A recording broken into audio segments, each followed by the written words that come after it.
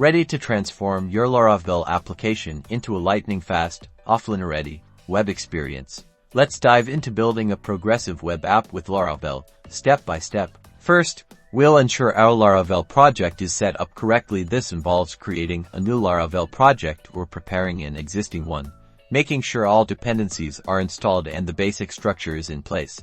Next, we'll implement the backbone of our PWA, the service worker. This JavaScript file will be crucial for enabling offline functionality, caching assets, and handling background updates, ensuring seamless user experiences even without a network connection.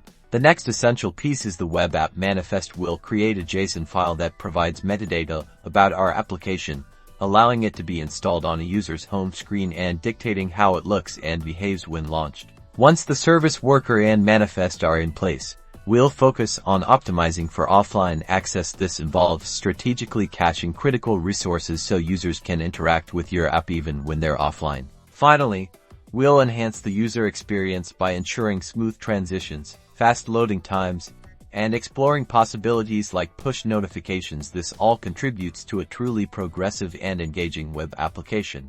And there you have it. The essential steps to craft a powerful progressive web app with Laravel. Happy building!